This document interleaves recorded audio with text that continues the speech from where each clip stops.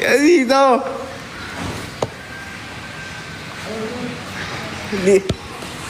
Say hi! Ooh! I-check mo ako. I-check mo ako. Check. Paano ba to? I-check. Paano ba to? Feet check. Yung paa niya daw. Feet check. I-check. Ay, grabe yung feet wow! namin. Iba din. Nakso, grabe naman to. Pedeslet. Pedeslet. Sino nagsabi na nandyan ako sa puno? Hindi ko nga alam eh. Kaya daw gumagalaw yung mga puno kasi ang likot-likot mo daw. Sige na. Malalate ka na. Alis na ba ako? Ay, andito yung food mo. How's your taping? How's your taping? Good naman. Good. Dustin. Oo nga, early pack up eh. Tuloy-tuloy mga ay. Secret. Secret. Okay lang ako. Bigyan mo na lang kay kuya. Ay, Bigay mo kay na ate. sa kanila. Ate, gusto niya ng food? Ako po nagluto na ito. Gusto niyo po? Hindi po. Ano po yan? Specialty ko po yan. Bye-bye. Yeah. Swimming. Taping ba bukas? Ha? Taping bukas? Sorry. Sige na guys. Bye-bye. See you.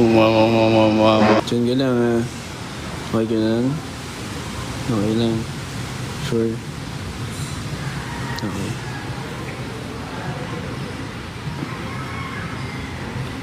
Bro. Di ba? Bakit mo ako kinakalabit? Lala.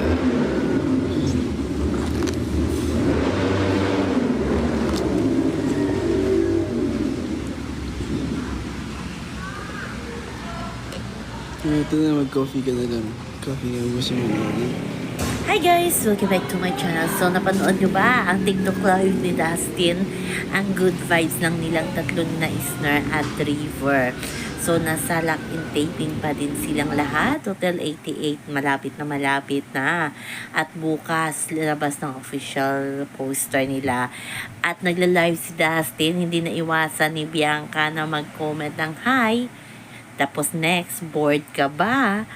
Yung parang hindi ba silang dalawa na magkasama, diba? So, ang cute lang. At sa wakas naman, parang sasanay na itong si Dustin na mag-live sa TikTok. Kung naalala nyo na napahiya siya nung mag-live siya kasi hindi siya marunong mag-invite ng kausap ng video ata yun. Kaya, ayun.